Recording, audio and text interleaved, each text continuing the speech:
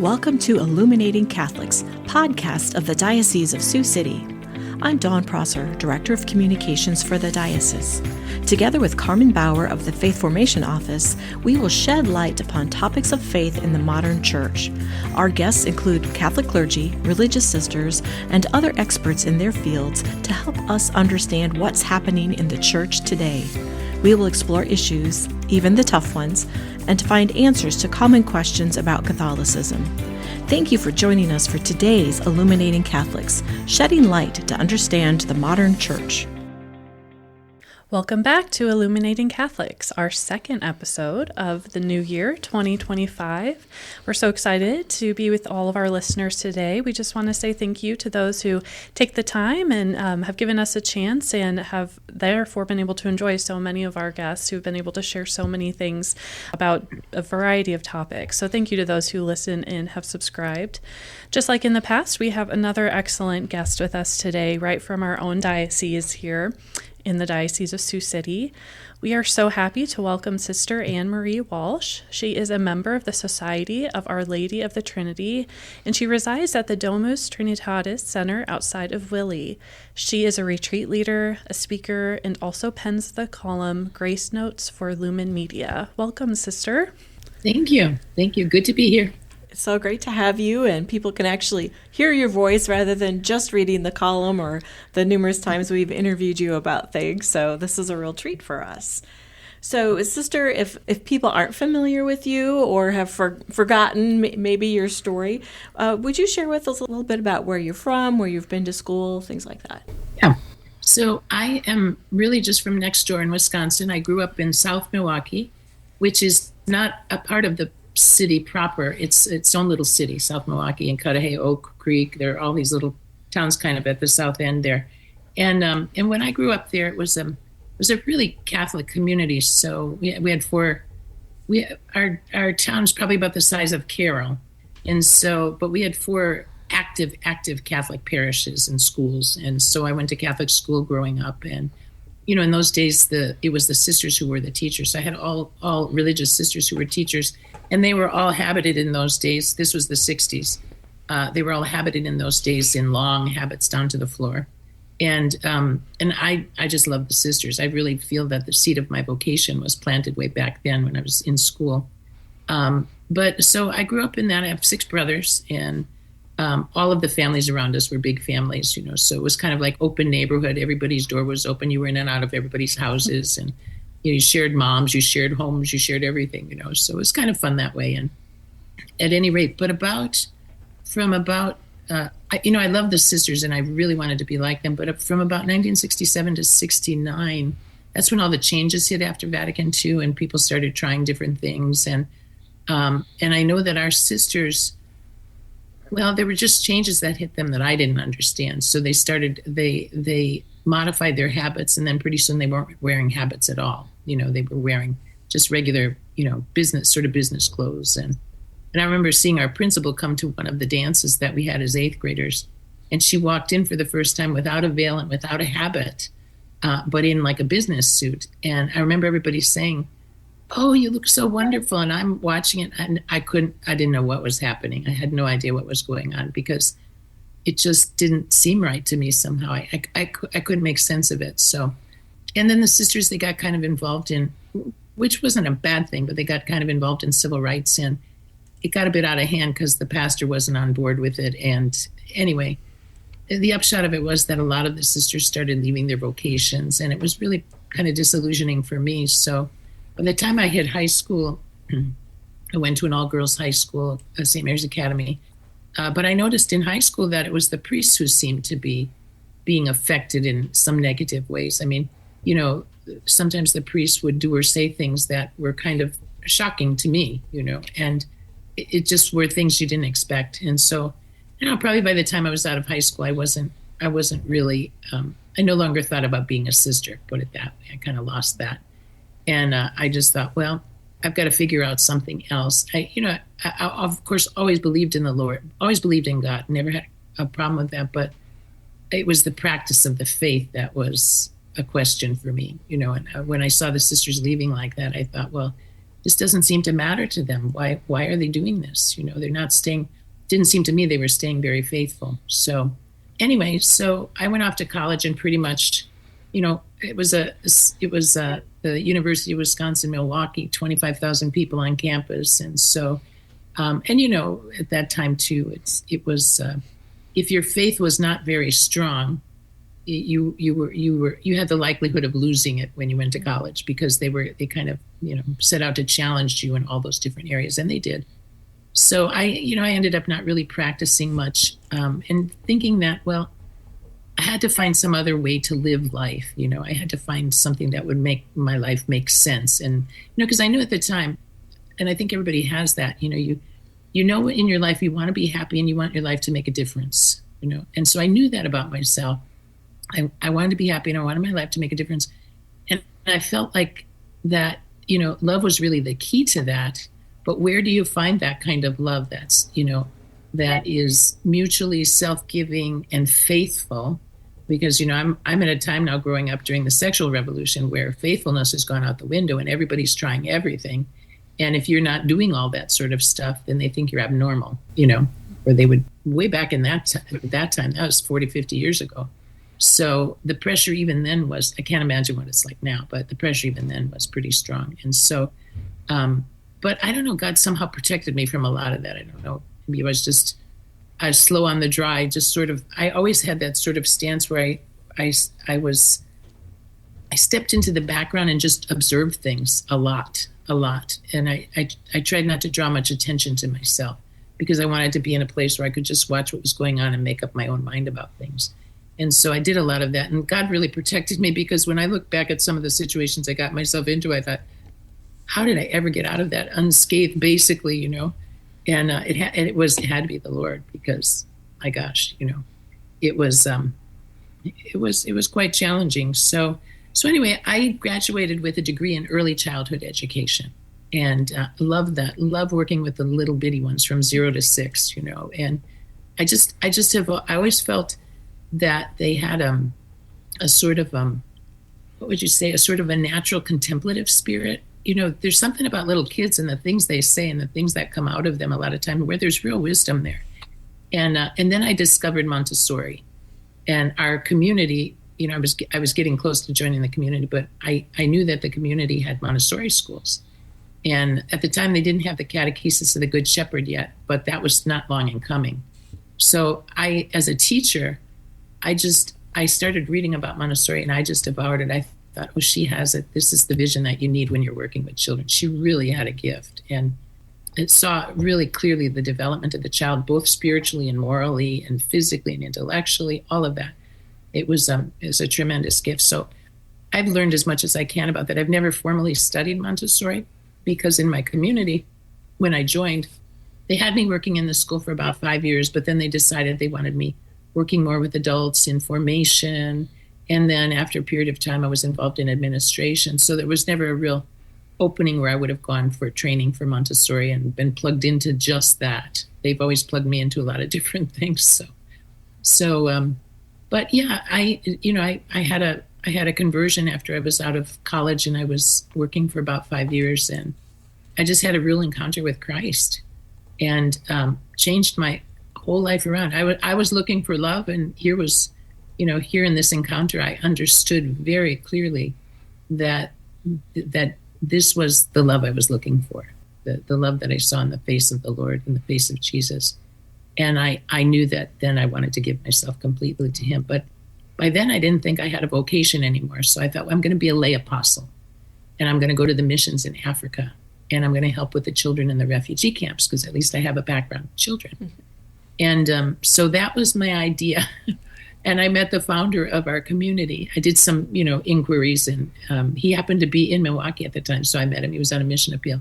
So I met him, and we talked. And after we talked, I just knew that I belonged with Our Lady Society. The community itself is, I think the thing that appealed to me about it is that it includes all the vocations. So we try to work together in teams of all the vocations. So it's not just sisters doing this and priests doing that and laity doing something else.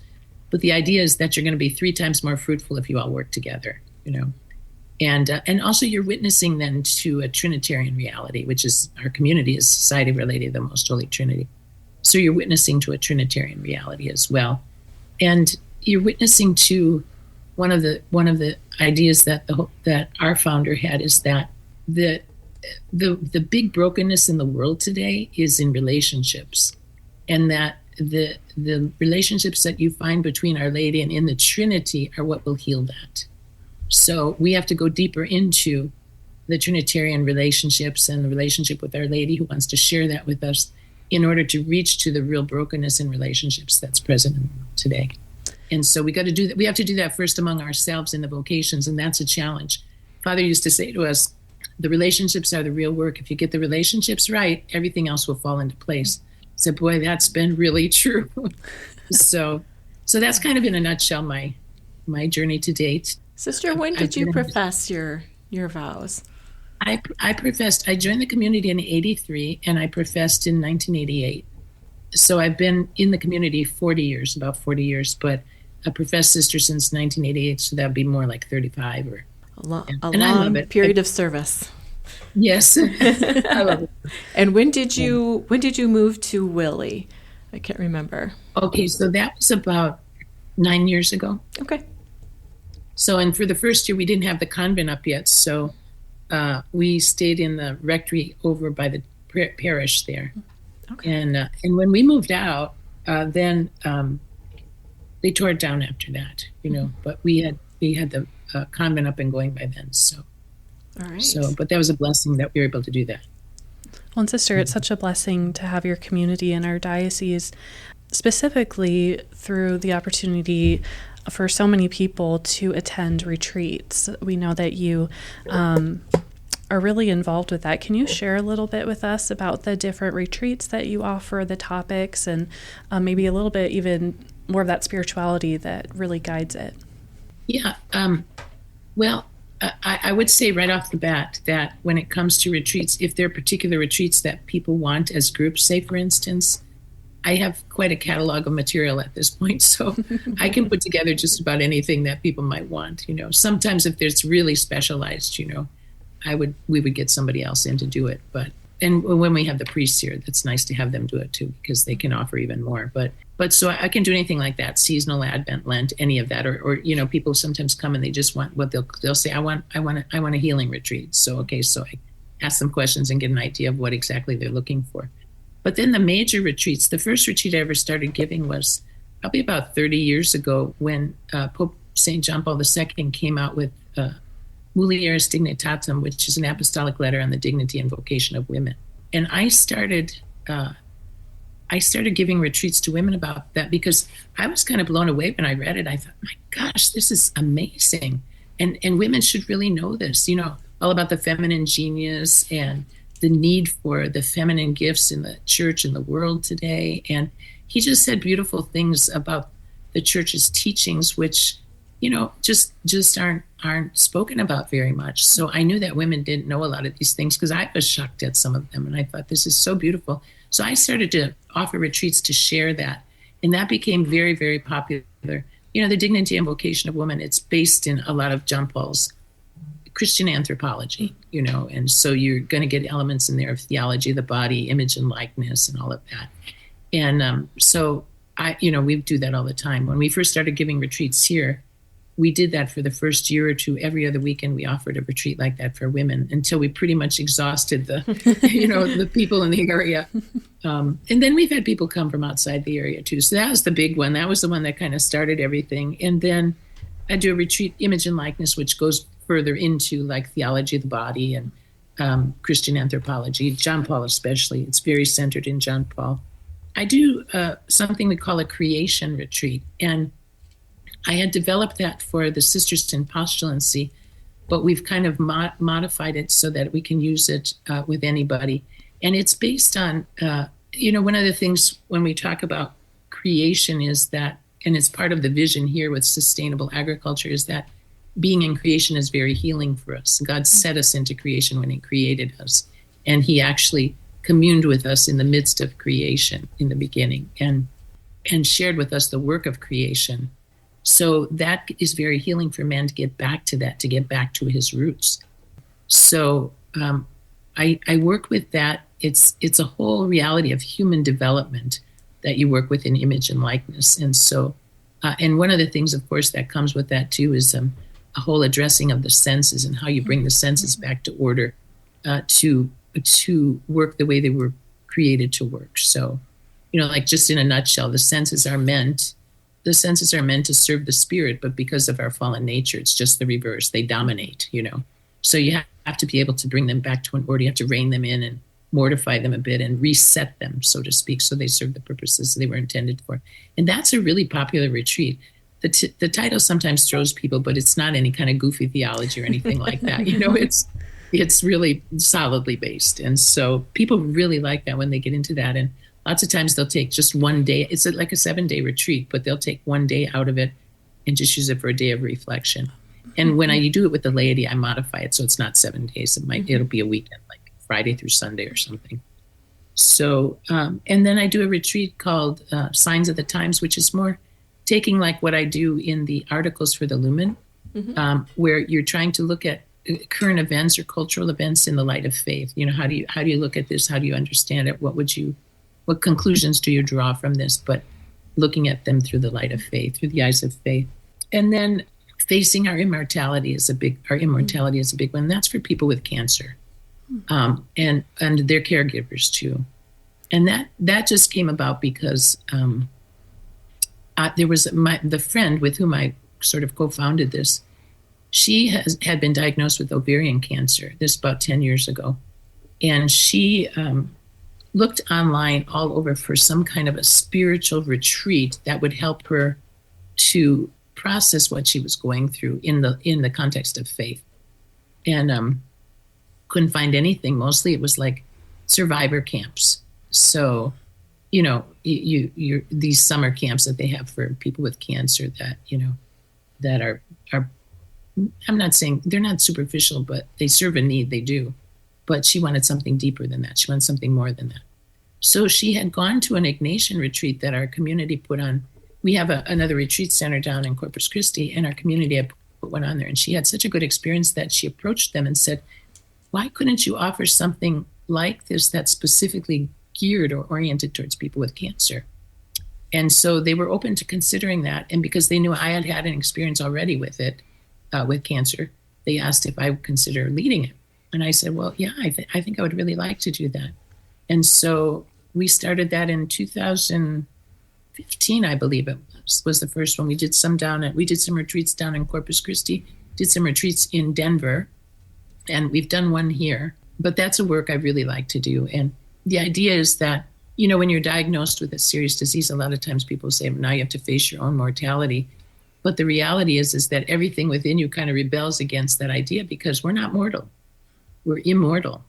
Our life changes when we pass from here into eternity, but we're not mortal. And so my conclusion when I thought about that, it was just a real kind of a light. And it was just that this is one of the reasons we struggle so much when we get these kinds of diagnoses, because we're not used to thinking of eternity. We're not used to thinking of what life is going to be like, to live forever and to live in a different way, of course, a different state. But so I developed a retreat around that, and that's been very, very popular. And then we do a support group that flows from that. That's been running for about 5-6 years. So that's excellent, sister. And, we have the good news, we have the truth of the faith, and we have the perspective that all of that offers us. And so, for someone like you with your wisdom and your life experience, as well as your own formation, to be able to take something so human, such a human experience like that, in our fallen state, especially of suffering through illness, and, bring the light of faith into that. I mean, what a beautiful perspective to offer in a world that often forgets that that's the gift of faith, that God can take those moments and meet us in those moments. And we have that other vision. We aren't living for this world. We are living for the future. Yeah. Now, when oftentimes people will hear retreats, they might be comfortable signing up for a conference or, an event where they might travel for speakers, but sometimes people are a little intimidated by the concept of a retreat. Unfortunately, I think that the church is still trying to work on encouraging the lay people that their spirituality is just as important as the spirituality of someone in the religious life or a priest. What might you say to encourage those who might be a little intimidated by the concept of a retreat? Well, and I agree. I've noticed that at times. Sometimes people hold back because they don't know what to expect, and they're a little apprehensive about it. But one of the things we've done here is we've tried to keep the scale of things smaller and more family oriented, like with a family spirit. So it's not institutional. It's not like a place where big groups come and you can get lost in the crowd. It's a place where you would get more attention, for one thing. And, basically we set things up so that people relax and they understand that there's nothing really to be afraid of in terms of the experience itself.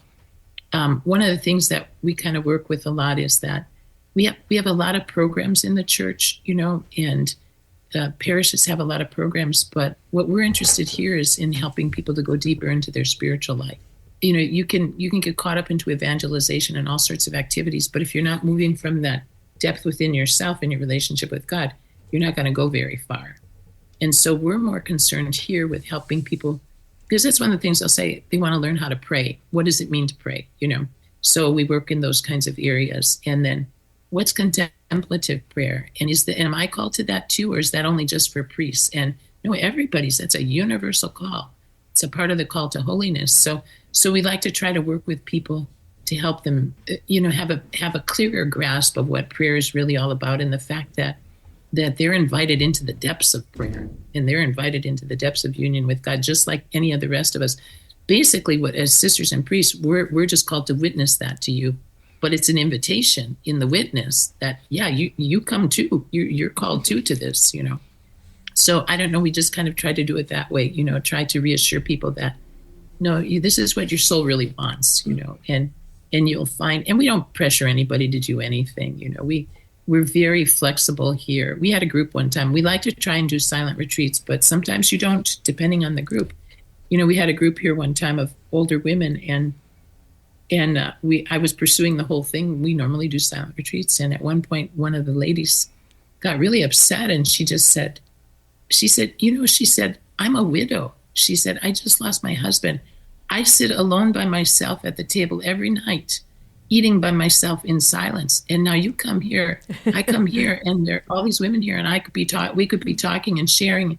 And she said, and I have to sit in silence. And I said, okay, well, see, I needed to know that, I needed to know that that's not probably a good thing for this group, because they actually need each other, and they had time for sharing, but they needed more time than that, so to get to know each other. So we're very flexible that way. If a group comes in and I determine that the need is different than what I originally thought, then we move that way. We ask the Holy Spirit really just to guide us, to give them what it is He brought them there for. So. Sister, I would never make it in a silent retreat.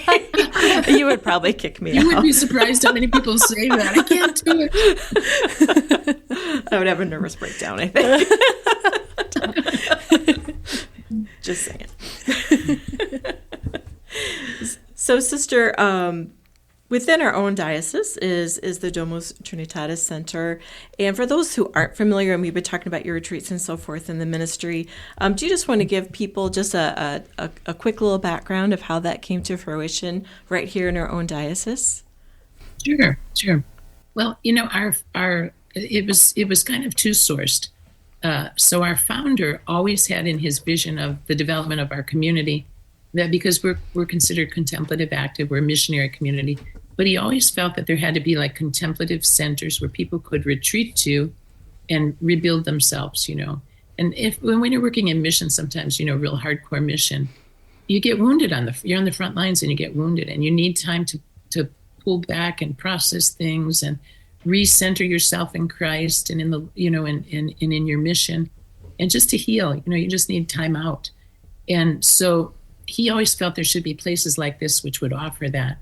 And then Sister Hesed had that actual experience in her own life. She was with the Missionaries of Charity for 27 years. Mm-hmm. She's been with us now for 23 years. So she is a hardcore religious, been around. But she had that experience with the Missionaries of Charity. She worked in hardcore missions, Cuba and Africa and Tijuana.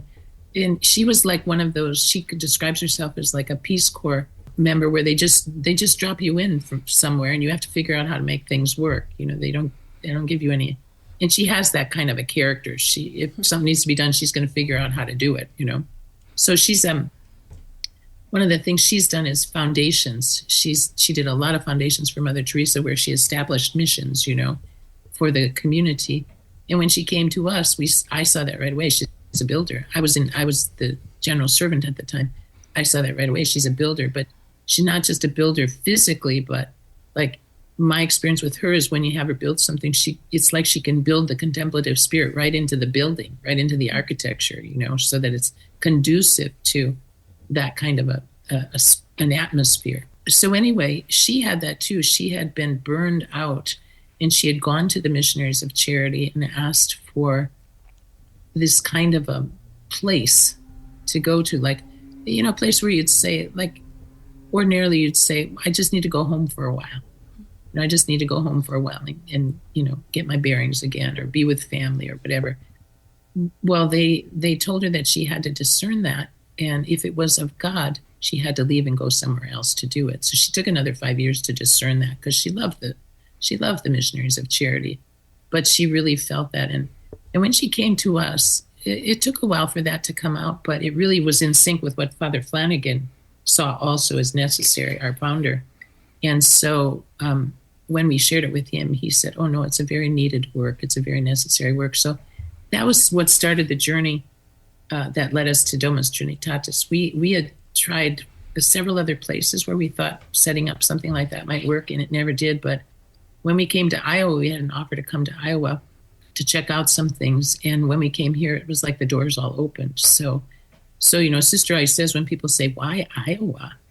Sister always says, because that's what God wanted. That's where God brought us. So, that's what happened here. And we came in and just, she has miraculous stories to tell about how the work actually came to fruition and how we got the land, because, they said nobody will ever donate land like that to you, but they did.